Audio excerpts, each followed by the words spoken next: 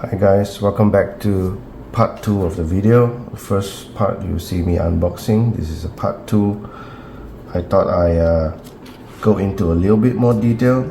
Again, there are videos out already today on this model, and if you want to see quick reviews and reviews about this crawling and stuff like that, feel free to go to those other YouTubers. But here, we want to explore as much detail as possible. Hopefully you will help the new buyers to make better decisions, right? If there's details that you want to see more in depth, right? So you can stay on in this video. If it's too long, feel free to fast forward, feel free to jump ahead. But if you want to view a short and quick video, this is not it, okay? So I thought I show you some of the interesting stuff in the manual, right?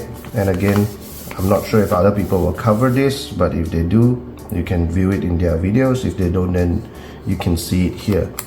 First of all, this manual, I think this manual comes with all 4 models, right? So reason why I say that is because you can see the Range Rover, the D90, the D110, and also the Discovery. All 4 models are in here, and these are the measurements and wheelbase. So for those of you who wants to know the wheelbase, the height, the angle and stuff like that, feel free to pause. This is for the Range Rover Classic short wheelbase 3-door version, right? And you can see that the wheelbase is 134mm. Okay, if you want to see the D90, then you can pause it here. This is the details for the D90. Okay, the D110, and lastly the Discovery. Okay. So wheelbase, the interesting thing about this is the wheelbase is actually different between the long version, the 5-door version of the D110, and also the Discovery. It's only 1mm different, but there's still a difference, right? So I wonder if it's a different chassis. I don't think so. I think it's the same chassis, but you can see that it's 134mm versus 135mm. The ground clearance as well has increased 1mm. This is 29mm, this is 28mm. The approach angle and departure angle is different as well. Looks like the Discovery have better departure and approach angles. Yeah. If we look at the short wheelbase versions, the wheelbase is different as well. So this is something interesting, right? So you can see that the wheelbase for the Range Rover Classic is 134mm and the D90 is 111mm. Very interesting. They may look the same outside, but if you look at the details, there's a slight difference in all of the 4 models, which I think is very cool. Okay, the other thing I wanted to kind of highlight is so again it has information for all models. So this is the part list for the Range Rover, the Defender D90, D110, and also the Discovery, all the part lists. I'm not sure whether it's the same. I haven't gone through all of it. So it has oil shocks assembly, right? I do not know whether it comes with oil pre-oil or not. I'm not sure. It comes with foam inserts from the looks of it.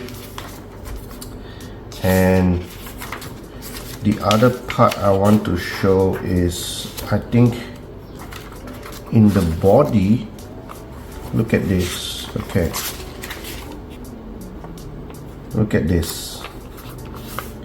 This is the roof racks. The roof racks have have a separate page on its own.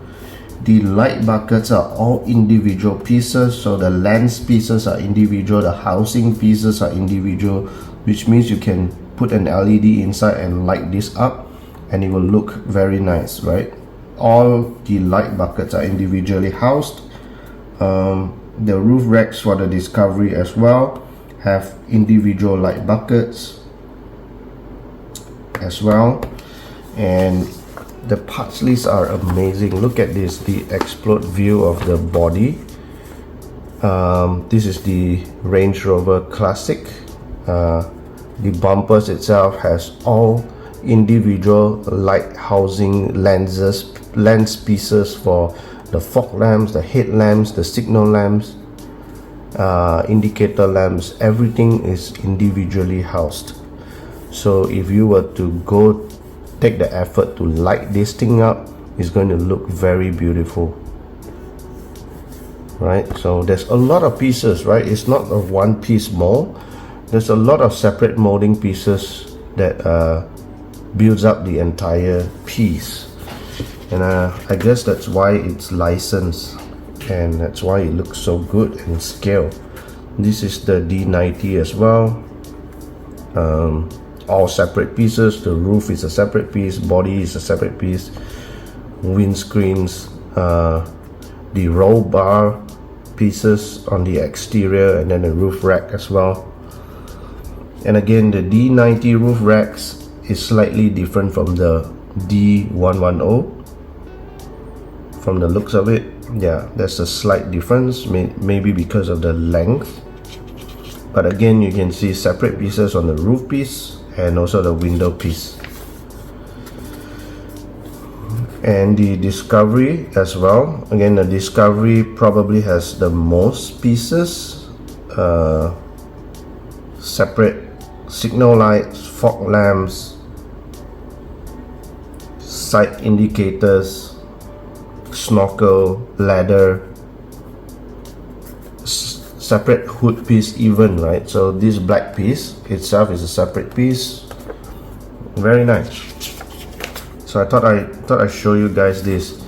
And the reason why I was looking through the manual is because when I tried to open this up, try to access the battery, I don't know how to open the body, right? And the manual doesn't seem to show you how to open the body as well. I've looked through this a couple of times and there's no quick start guide, there's no instruction to tell you how to remove the body. So I guess it's something, you know, if you had to figure it out, if you've got this brand new and you have not watched any reviews or videos. The mechanism is very different from the previous pins as well. So the previous bodies are held together by the pins where you pinch them together and lift it up. This one is different, right? And it's very interesting. If you've seen the videos, you probably would know. First of all, it's held on together by Velcro. This is the first time I've seen it. So I think the 24 scale models, other brands are using this as well, just to cut costs, save budget. So this is using Velcros as well, and then you can see this Velcro on the other end. And now you can see that it's a hinge body. Look at that. So it's hinged. So it's very nice if you go out on the trails and you want to quickly swap the body, nothing will fall out of place. I mean, the wiring for the lighting is even, you know, cabled nicely inside. So you can see that this is the interior, which is the black sand type plastic, I believe. Everything else is hard body, and the seats, the interior is, I think, a little bit softer plastic. The battery compartment is interesting, so I want to show you up close. There's a double-sided tape on the back here, right? And this is a foam piece. This foam piece is basically a stopper for you to adjust your battery size. So assuming if you want to put in a longer battery, a larger battery, right, all you need to do is remove the foam, remove this foam piece, readjust it, and then you can fit a larger battery, right? You can fit a wider battery as well, a wider one, and there's a lot of flexibility and a lot of options. They are still using the rubber strap, but at least this is a better strap compared to the rubber band that we have for the FCX24. So I think it's a lot of improvements. Yep. So it is a 2-speed. This is a shifting servo here, so this will shift the gears. There's a 2-speed gearbox as well. I'm not sure whether this ESC receiver combo is new, but it does says R3A V4, if you can see it, R3A V4. I'm not sure whether that's new or just an update. Okay, there's so much details. Again, you can see this bar here, this is metal. It has the FCX marking. Very nice shocks, definitely oil capable. You could put oil in it. Okay, and before I start it up, I just want to go into a little bit more details, right? So again, if you can see, all of these light buckets are ready to go. I think there's LEDs in the headlamp. I've checked, there's probably no LEDs on the back, but it's there. I've also put on the wheels. I've put on the ladder as well on both sides, and on the roof rack, again, this is not shown in the instruction manual, but if you can look here, you can see that there's a molded X piece, right? So this is the top of the X, and then this is the handlebar for the X. Look at that. Okay, and on the back you can see another wooden X, right, molded into the roof rack. This comes molded in the roof rack, and then on this side you can see a shovel. So there is actually a shovel that is blocked by this piece. There's a nicely molded piece of shovel, and it's painted as well. So there's so many tiny details already put inside.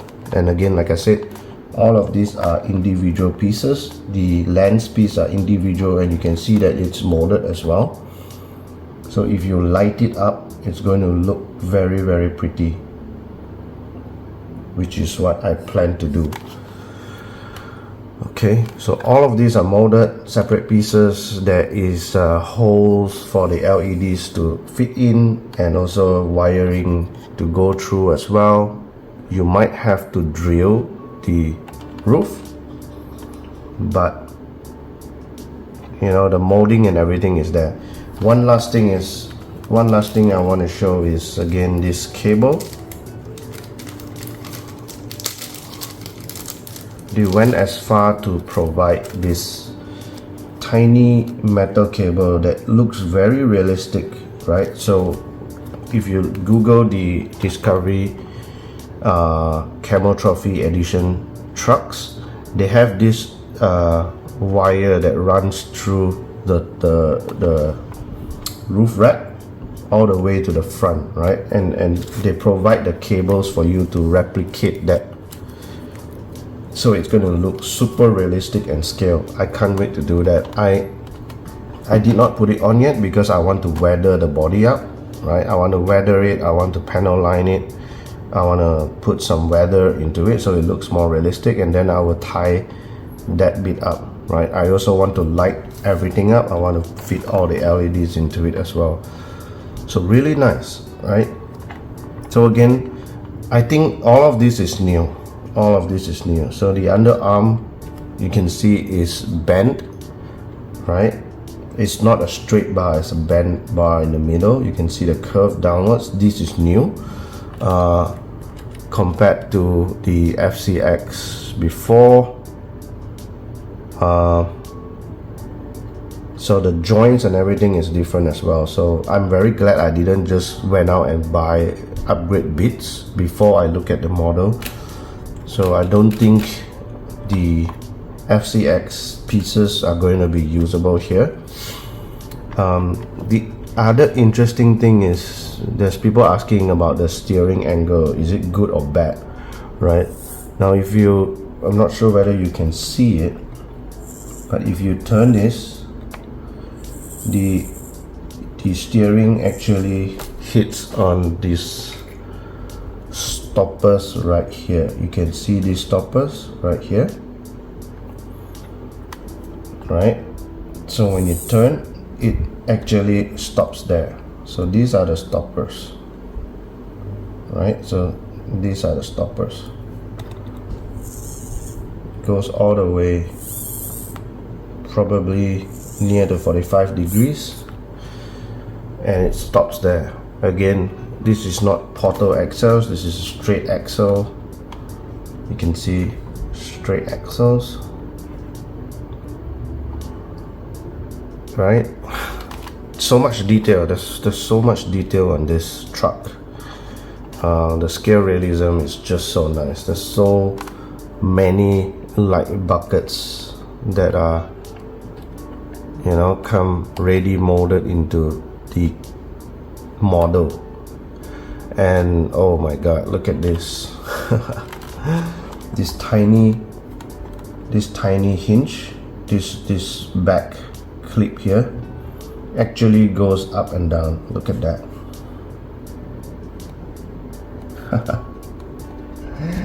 It's a molded, separate molded piece, right? It goes up and down. How cool is that, right? This is beautiful. Okay, let's fire it up for the first time. I've not fired this thing up yet as well, so I'm doing it the first time. Okay.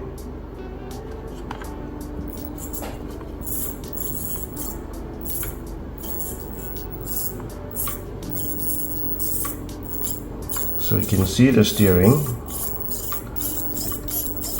Is it good enough? I'm not sure. We'll have to test it out. I did realize that the flex, right, for this model, it won't be as good as the FCX with the portal axles. I could only fit two fingers in the front wheel, and the other wheels are not lifting. Whereas the FCX model, I could probably go four fingers, right? And all three wheels are still planted, right? Four wheels. This thing can really flex. Whereas this model, this new FCX24M only has two fingers, right? Probably the height of two wheels, and that's as much as it's able to flex. But I think it's scale and is realistic enough, right? Oops, it's at high speed right now.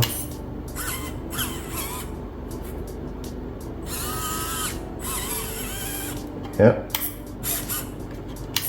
So high speed and low speed. So the low speed crawl, you can see that it's really slow.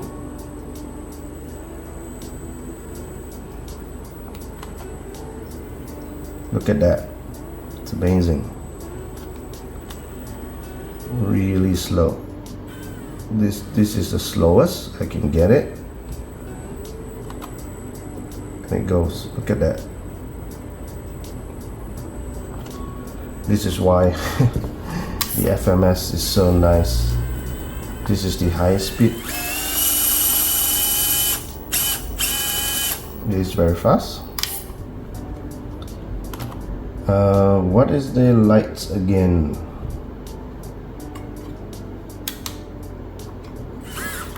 Okay, so there's only 2 LED lights, and it's only the front lights, nothing on the back, similar to the FCX as well. They only give the front lights, but they did an absolutely good job in giving the orange lights. Look at that, look at that, it's so nice.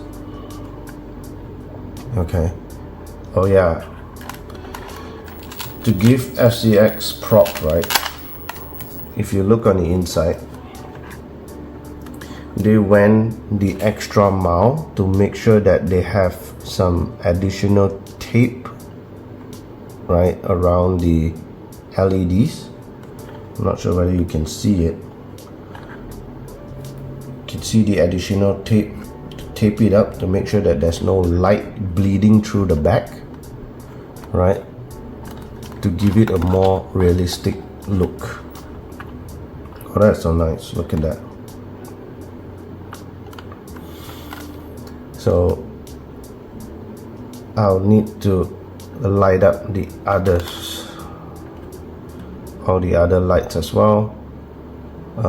Make sure that there's no signal lights,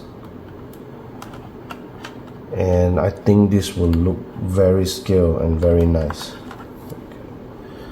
Okay. All right, I guess this is gone long enough.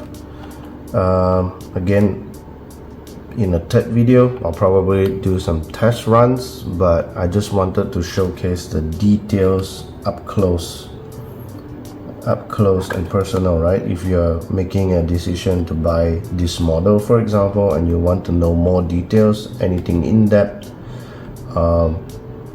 feel free to drop a question. Let me know which model you like, and let's discuss. Alright guys, I just want to do a quick update, just to show you. I think a lot of people ask whether this is going to be more accurate to a 1/24 scale. If we look at the parts and stuff, it is actually a slightly shrunk down version of the previous FCX24, right? So this guy, the original axle parts are chunky and large, in large pieces, beefy pieces, and this new FCX24M is similar but new parts and slightly more shrink down, couple of millimeters shrink down, so it makes a smaller size crawler. But is it really 1/24 scale? To me, I don't think so. I think it's still a bit too large. So this is the Kyosho 1/28 scale. So you can see next to it, I think the Jeep is smaller, right? So this is 1/28, it's supposed to be smaller, and it is smaller, so this is fine. Now this is a 1/24 scale Tamiya body, right? So underneath the body is a drifter, but the body is a 1/24 scale. It should be a true 1/24 scale. Now if it's parked next to the Discovery, I feel that the Discovery is still a tad bit too large. Okay, so to me, this is why I feel it's not a true 1/24 scale.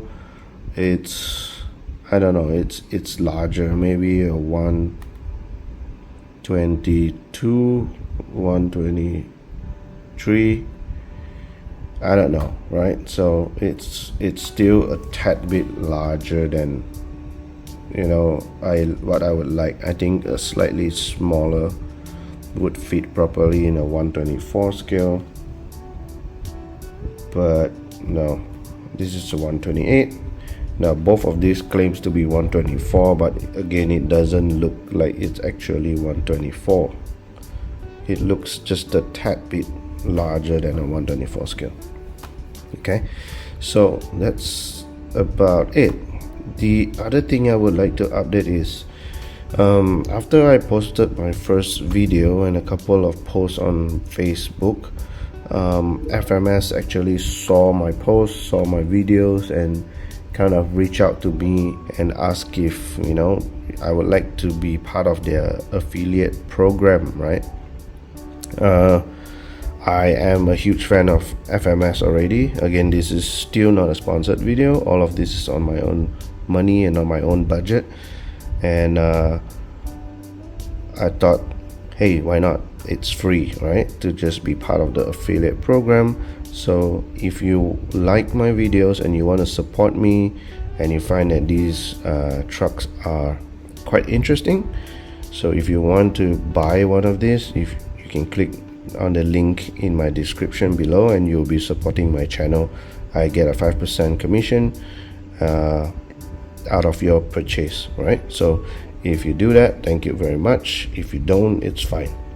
Okay, just thought I'll be upfront with all of you, right? So FMS came to speak to me, did talk to me about purchasing some of all of their items from the official store, FMS store online. That's where you get the best support, the best coverage, the best return policies, and so on, right? So again, you could probably buy this off some other websites, but if you buy this from their official website, you get their full support and coverage. Okay, so I think that's a good deal and I would want to encourage that. Okay, so if you want to support me, again, affiliate links down below. If not, it's fine. Thank you guys. Bye.